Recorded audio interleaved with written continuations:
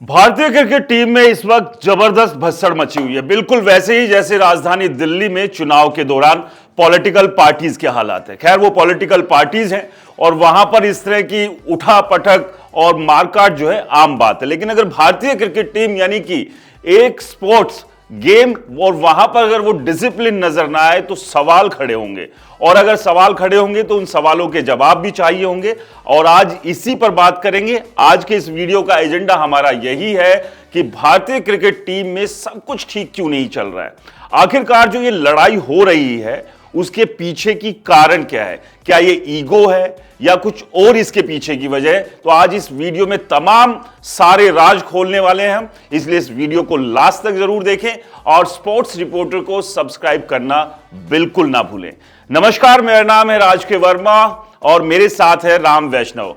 तो राम, आज बात करेंगे जो ये लड़ाई चल रही है, मारकाट हो रही है भारतीय क्रिकेट टीम में, इसके पीछे की वजह क्या है ये जानना बेहद जरूरी है, क्योंकि इसका जो असर पड़ रहा है वो आप और हमारे जैसे तमाम क्रिकेट फैंस के ऊपर पड़ रहा है। क्योंकि हम अपना काम सब कुछ छोड़कर जब भारतीय क्रिकेट टीम मैदान में होती है तो टकटकी लगाकर वो मैच देखते हैं इस उम्मीद में कि भारतीय क्रिकेटर्स बहुत अच्छा परफॉर्म करेंगे। लेकिन भाई साहब, इन लोगों ने एकदम रायता फैलाया हुआ है और इस रायते को आखिरकार समेटा कैसे जाएगा? क्या लगता है राम, ये रायता समेट पाएगा? क्योंकि अभी इंग्लैंड दौरा और उसके बाद सबसे बड़ी जो चैलेंज होगा चैंपियंस ट्रॉफी, क्योंकि चैंपियंस ट्रॉफी में कोई भी नहीं चाहेगा, खैर इंग्लैंड दौरे में भी हारकर भारतीय टीम ना आई ये भी नहीं चाहेंगे, लेकिन चैंपियंस ट्रॉफी जो है एक बार फिर से भारत के हाथ में, भारत के कब्जे में हो, ये सभी उम्मीद कर रहे हैं और दुआ भी सभी कर ही रहे हैं। लेकिन ये जो हालात अभी भारतीय क्रिकेट टीम के अंदर बने हुए हैं, अगर ये हालात नहीं सुधरे तो आप समझ लीजिए इंग्लैंड दौरा तो गया ही और साथ में चैंपियंस ट्रॉफी में भी हाल बहुत बुरे होंगे।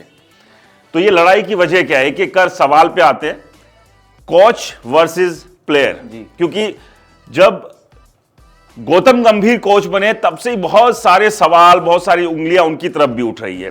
तो क्या इसमें कोच की गलती है या प्लेयर्स भी जो है अपना एक तरह से कोच के सामने ये दिखाने जताने की कोशिश कर रहे हैं कि आप होंगे कोच लेकिन हमसे बड़ा नहीं है, हम बहुत बड़े प्लेयर हैं?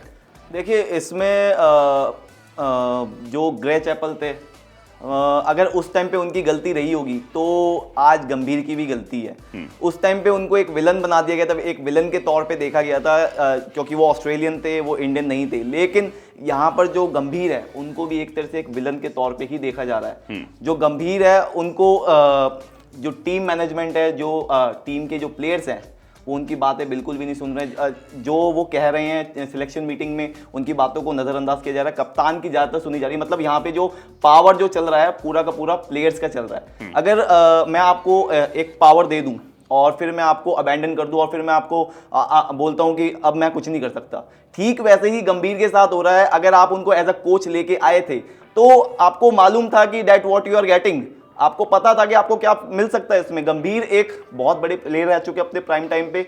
आईपीएल में भी उन्होंने जो फ्रेंचाइजी है, फ्रेंचाइजी के लिए मेंटरशिप भी करी हुई है बहुत ज़्यादा। मतलब बहुत सारी जो जैसे कि हमारे लखनऊ सुपर जायंट्स हो गए, हमारे जो केकेआर हो गए, उनके लिए वो खेल भी चुके हैं, ट्रॉफीज भी जिताई है उन्होंने।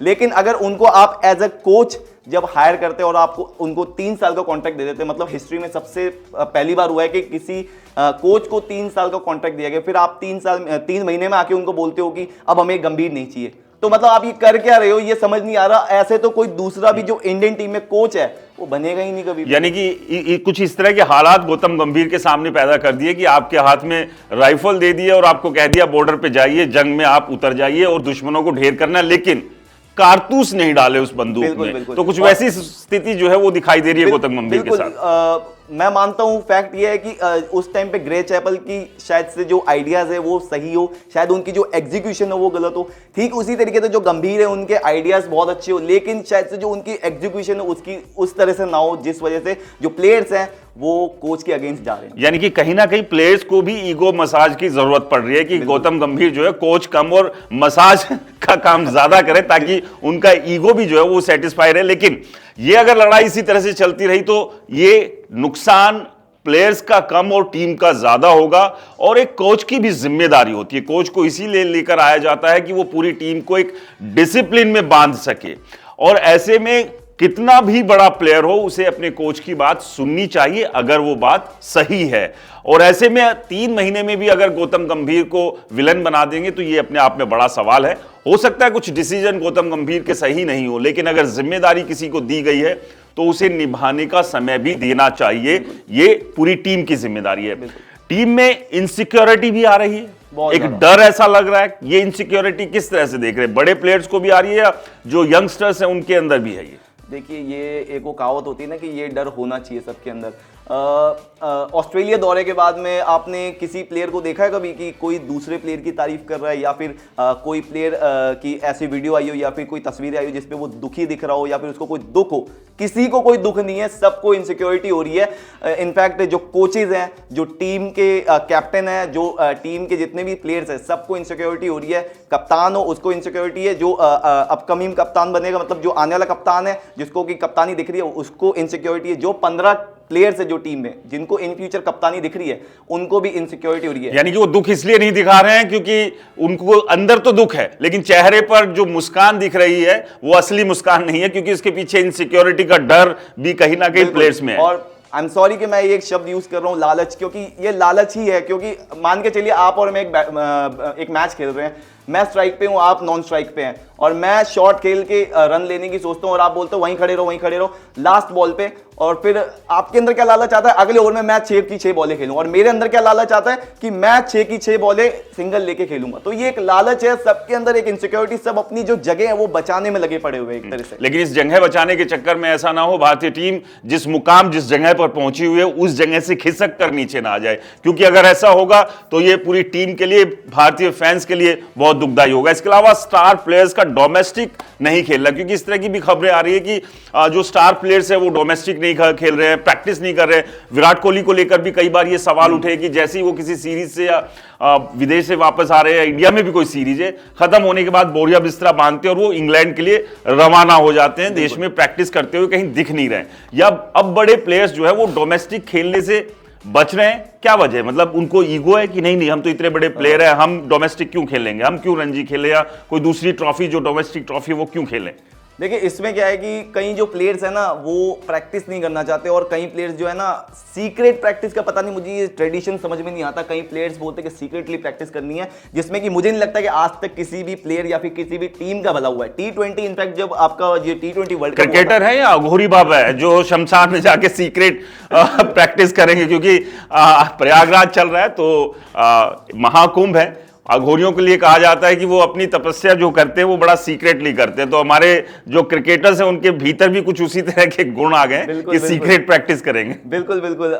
इनफैक्ट जब T20 वर्ल्ड कप हुआ था तब भी इनकी जो प्रैक्टिस थी ओपनली ही हुई थी। मतलब मुझे समझ में नहीं आती एक बात कि क्या आप एक कोई BMW या फिर मर्सिडीज की कोई गाड़ी बना रहे जो आप पर्दे के पीछे बनाना चाहते हैं, या फिर आप कोई हॉलीवुड की कोई मूवी बना रहे जो आप पर्दे के पीछे बनाना चाहते हैं। आप प्रैक्टिस ओपनली कीजिए ताकि आपके अपडेट्स मिलते रहें कि आप क्या गलती कर रहे हैं, क्या गलती नहीं कर रहे हैं। इनफैक्ट जो BCCI है वो कई प्लेयर्स को बोलता है, वो ढिंडोरा क्यों पीटता है इतना कि डोमेस्टिक खेलो, डोमेस्टिक खेलोगे तो आपका सिलेक्शन होगा।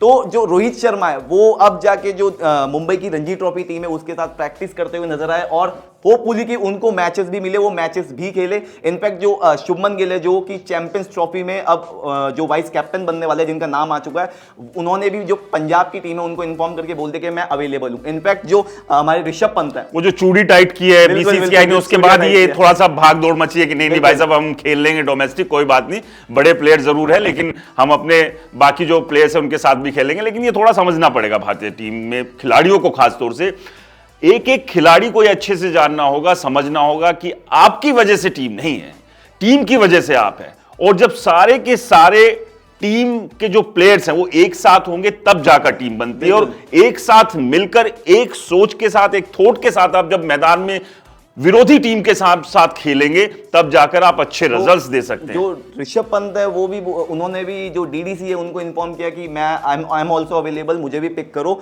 तो एक खिलाड़ी है जिसका सडनली कोई भी जो अपडेट है नहीं आता, लेकिन सडनली जो डीडीसी है उनकी ऑफिशियल साइट पे जब लिस्ट निकल के आती है रणजी ट्रॉफी की, उसमें विराट कोहली का भी नाम आता है। तो फाइनली लोगों को लगता है कि विराट कोहली फाइनली हमें रणजी ट्रॉफी खेलते हुए नजर आएंगे। लेकिन यहां पर भी जो विराट कोहली की शर्तें हैं वो डीडीसी के सामने रख दी गई है, और डीडीसी को विराट कोहली बोलते हैं कि मुझे सिडनी टेस्ट मैच में जो मेरी नेक है उसमें नीगल इंजरी हुई थी, जिस वजह से मेरा नाम तो है लेकिन ये कंफर्म नहीं है कि मैं खेल पाऊंगा नहीं खेल पाऊंगा। लेकिन जो डीडीसी वाले उन्होंने भी फिर अपना पल्ला झाड़ते हुए बोल दिया कि अगर आपका नाम ही आया और आप खेलोगे ही नहीं तो हम क्या अचार डालेंगे आपके नाम का।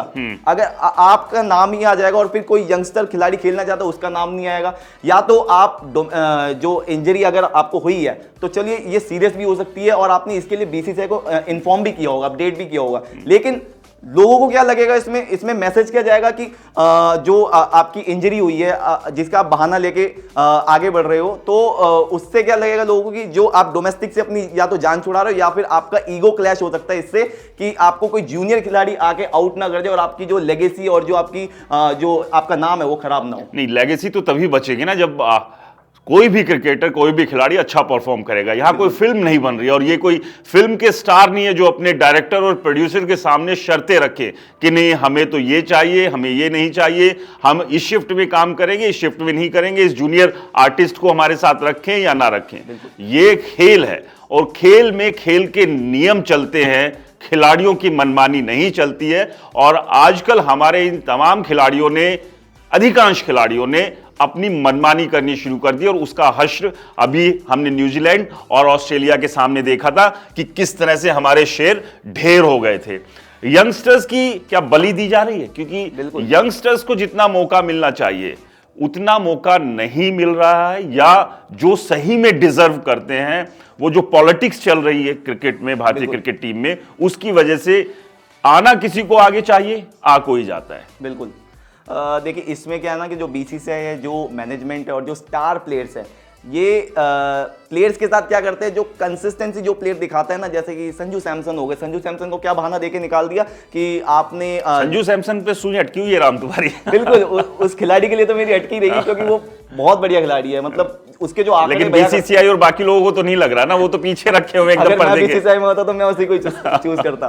तो संजू सैमसन का अगर मैं एग्जांपल देके बताऊं तो उसको क्या बोल के बाहर निकाल दिया कि जो आपने विजय हजारे का जो कैंप है वो अटेंड नहीं किया और आपने फिर विजय हजारे भी नहीं खेली, तो उस वजह से आपको जो कंसीडर नहीं किया जाएगा। लेकिन अगर यहाँ पे बात आती है करुण नायर की, इतने अच्छे आंकड़े, 752 का स्ट्राइक जो एवरेज लेके वो चल रहे थे, 125 का स्ट्राइक रेट और 5 शतक, सिर्फ एक बार आउट विजय हजारे में, मतलब ऐसे आंकड़े आज तक किसी के नहीं देखे गए। वहीं करुण नायर को 23 साल या 24 साल की उम्र में इंडियन टीम में लिया जाता है, 3 शतक मारते हैं और गायब हो जाते हैं। मतलब एक ऐसा खिलाड़ी जिसके मतलब जिसका जो जवानी है हमने वो खराब होते हुए देखी, एक जो करियर है वो हमने अपने सामने खराब होते हुए देखा है। और कई खिलाड़ी ऐसे भी है जिनकी फैन फॉलोइंग बहुत ज्यादा अच्छी है और उनको परफॉर्मेंस अच्छी नहीं है, परफॉर्मेंस हाँ ठीक ठाक है लेकिन फैन फॉलोइंग बहुत अच्छी है, तो उनको सॉफ्ट टारगेट करते हैं। जैसे कि आपके ईशान किशन हो गए, आपके श्रेयस अय्यर हो गए, इनके लेके उम्मीद कर रहे थे कि चैंपियंस ट्रॉफी में इन लोगों को लिया जाएगा, लेकिन चैंपियंस ट्रॉफी आई तो इनको श्रेयस अय्यर को रगड़ दिया गया, ईशान किशन को रगड़ दिया गया। इनको क्या करा जाता है, सॉफ्ट टारगेट करके जो छोटा मोटा जो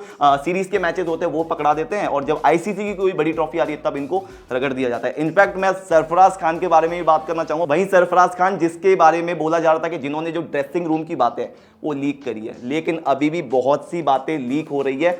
मुझे समझ नहीं आ रहा कि जो सिलेक्शन कमेटी है और जो गंभीर है उन्होंने क्या अपनी टेबल के नीचे इस बार देखा नहीं कि सरफराज खान छुपे नहीं छुपे, या फिर दीवार के ऐसे कौन से कोने पे छुपे है कि सरफराज खान वहां पे उनकी बातें सुन रहे हैं। तो अभी भी बातें लीक हो रही है, उनको मुझे लगता है कि ट्रक के पहिए के नीचे दबा दिया गया, मतलब एक तरह से ये यंगस्टर्स की बलि ही दी जा रही है, उनको गायब किया जा रहा है धीरे धीरे।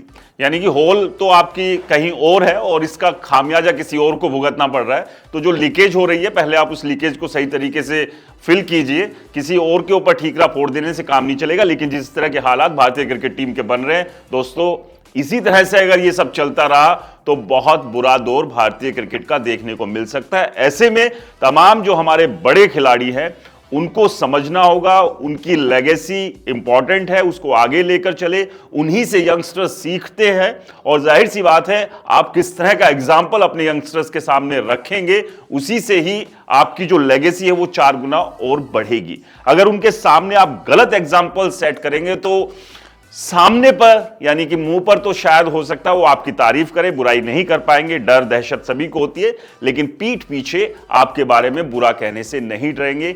अब देखना ये होगा कि तमाम तरह की ये जो भसड़ चल रही है भारतीय क्रिकेट टीम में, और जिस तरह से आपस में ईगो से लेकर और तमाम तरह के क्लैशेज हो रहे हैं, इनसे क्या टीम उबर पाएगी? बीसीसीआई और कितनी चूड़ी भारतीय क्रिकेट टीम और भारतीय क्रिकेट प्लेयर्स की, खासतौर से जो अनडिसिप्लिन है, उनकी टाइट करने वाला है, क्योंकि इंग्लैंड का दौरा बेहद इंपॉर्टेंट है और उस दौरे के बाद ही चैंपियंस ट्रॉफी है। अगर इंग्लैंड दौरे पर भारतीय टीम फेल होती है तो जाहिर सी बात है इसका असर उनके कॉन्फिडेंस पर पड़ेगा और चैंपियंस ट्रॉफी पर भी वो देखने को मिल सकता है। खैर, आज के वीडियो में इतना ही। उम्मीद करते हैं कि भारतीय क्रिकेटर्स सुधार करेंगे और चीजों को बेहतर तरीके से आगे बढ़ाने की कोशिश करेंगे।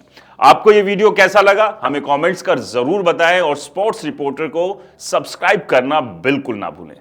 नमस्कार।